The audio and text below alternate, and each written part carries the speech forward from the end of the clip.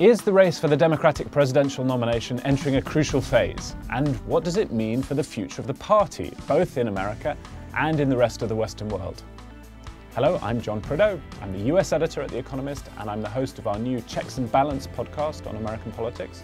For the latest episode, I was joined by Charlotte Howard, our New York bureau chief, and by John Fasman, our Washington correspondent, to talk about why it is that both parties in America seem to have lost control of their nominating processes, with Donald Trump performing something like a hostile takeover of the Republican Party in 2016, and Bernie Sanders doing something similar to the Democrats in 2020. Hope you enjoy the episode. Bernie Sanders makes a big show of running against the Democratic establishment, doesn't he? And Harry Reid, as a former Senate Majority Leader, is about as establishment in some senses as it gets. But when Sanders says he's running against this establishment, is he running against people like Harry Reid? Or what is the Democratic establishment in 2020 really anyway? It almost seems, when Bernie Sanders attacks it, to me like it's a bit of a kind of mirage. What is the Democratic establishment? I have no idea. I mean, you have people who sort of used to be very much part of the Democratic establishment. So from Rahm Emanuel to the Clintons, et cetera. But Rahm Emanuel, who, of course, got his career started in the Clinton administration, then went on to be a congressman, then served in Barack Obama's White House before becoming Chicago mayor. You cannot imagine anyone sort of more part of the traditional machine than he is. And he has been out making this point that the Democratic electorate is not looking for revolution. There are lots of Democrats who won in 2018 who helped to turn the House blue, who won in moderate districts. These are not firebrand Sanders acolytes. But the thing is, does anyone really care what Rahm Emanuel is saying? Yeah. You know, I mean, I really doubt that the people who are coming to the polls for Bernie, A, have read Rahm Emanuel's op-eds, or B, if they did, would care about it whatsoever. And so I think that there are people who are in the establishment who are kind of ringing the alarm bells. The question is whether that will make any difference. So, John Fasman, is the Democratic Party establishment losing its mojo? Is it having another 1972 moment, do you think? I mean, it certainly looks like it, doesn't it? I have talked to no shortage of freshman Democrats, of sort of establishment Democrats, of centrist Democrats who are really panicked and worried. And they're all about to do something. And when you ask, what is it you're going to do? There's no real firm answer. I mean, Bernie Sanders has just attracted more votes than any other candidate has so far. And unless that changes, he's going to be the nominee, whatever anybody thinks of it. You saw the development after McGovern's loss of the Democratic Leadership Council, the DLC, which is since no more, but it had a pretty impressive run of it through the 90s, helping to move the Democratic Party to the center, and particularly during the Clinton era. And there was this book that came out in 2008 called "The Party Decides," and the thesis of that was essentially that party endorsements, the party's method of helping to endorse specific candidates, was the best predictor of delegate winning. That, of course, just looks obsolete in this day and age. It looked somewhat obsolete in 2016, certainly in 2020. There's this feeling that the people who sought incremental change, including Bill Clinton and including Barack Obama, sought the vote of people who had low incomes and African Americans, but didn't really do enough to change America to help them. They were too quick to compromise. They tried to seek deals with Republicans that didn't bear fruit. And there's a disillusionment with that entire idea. And so I don't think it's surprising that the DLC is no more, or that you see this surge of support for Sanders. But it is worth pointing out, of course, I mean, if you added up the votes of all of the moderates, they would exceed the support of Senator Sanders. But nevertheless, he has been able to, as a single candidate, capture the imagination and support of voters in a way that no other single Democratic candidate has.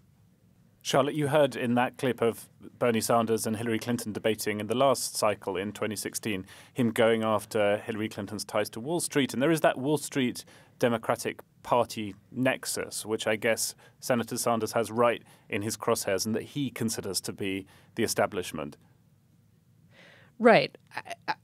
I'm positioned here in New York, and I have been having conversations with different people who are involved in New York Democratic politics and in national politics through their donations. And there is this sense of frustration. I mean, for many people, they admire the policies of Mike Bloomberg. But Mike Bloomberg's pitch is, I'm a good manager. And I was speaking with someone who said basically, he thinks that's going to win him votes. Is he insane? That wins the support of no one except the people who are in the Business Roundtable, of course, being the organization of more than 150 CEOs. And so I think that there's this sense of frustration among establishment Democrats who make up a big share of Democratic Party giving that there isn't a strong enough candidate to really coalesce behind and push forward. Do you think that establishment Democrats, especially those who are in business, will come off the sidelines if Sanders is the nominee? Do you think they rally behind him? Do you think they donate to him? Do you think they set up super PACs, or do they keep the money in the pockets? I think it really varies by donor.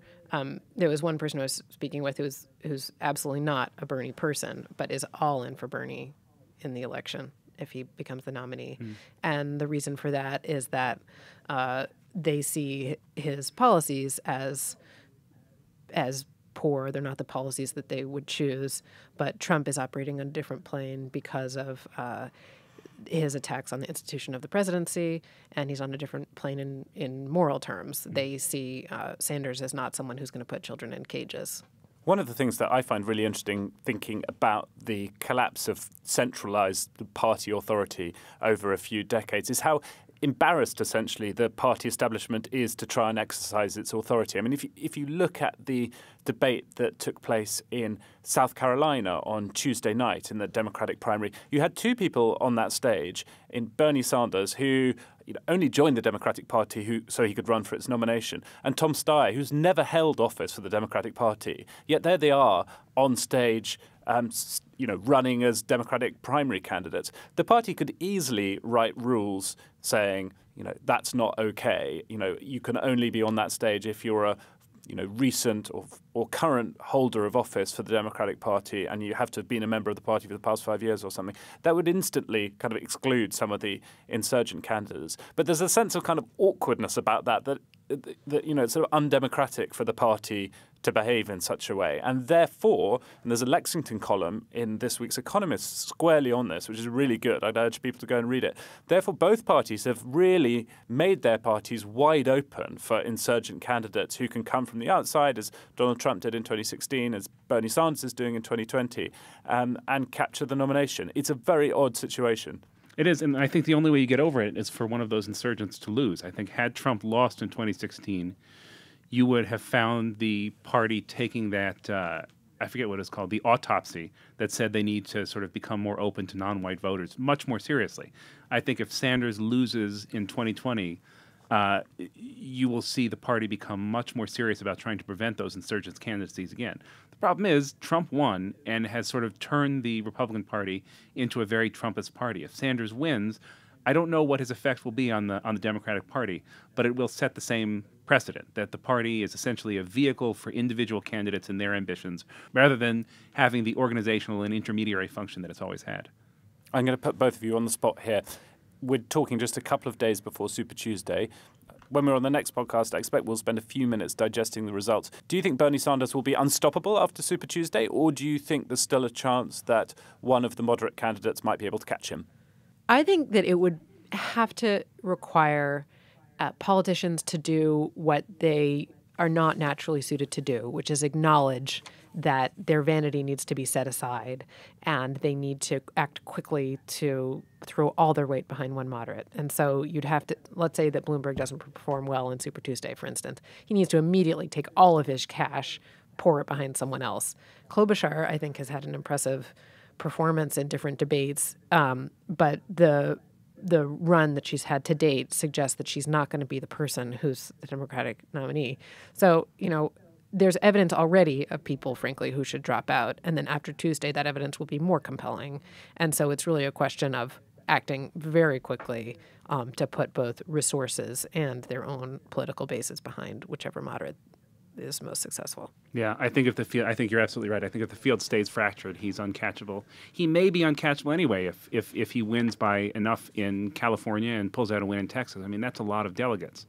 And at that point, the field will inevitably winnow after Super Tuesday, but he will have already accumulated a massive delegate lead, and whoever it is who emerges as the monarch from the field will be playing catch-up and really has to run the table in the rest of the states, which is going to be tough. Since we recorded this episode, South Carolina has voted in the Democratic primary. The result there wasn't a surprise in one sense. Joe Biden won. He'd been ahead in the polls the whole way through. His campaign had long described South Carolina as his firewall state, kind of insurance policy against him doing poorly in the early states. What was a bit of a surprise was the scale of the victory, and that changes the dynamics of the race a bit going into Super Tuesday. If Joe Biden can continue some of that momentum, he can turn this into a two-horse race. If he can't, Bernie Sanders wins handsomely in Texas and in California, the two biggest states up on Super Tuesday, then the conversation will all be about whether Sanders can win the nomination outright before the convention in July in Milwaukee, or whether the Democrats end up with a contested convention. So we'll be talking about that a little bit on the next episode. Thanks for watching. If you'd like to hear more episodes of our Checks and Balance podcast, then click the link opposite. There's also a link there to subscribe to our Checks and Balance newsletter. That'll arrive in your inbox every Friday with a selection of stories from The Economist on American politics and some other good stuff in there too. To keep up to date with Economist films, don't forget to subscribe.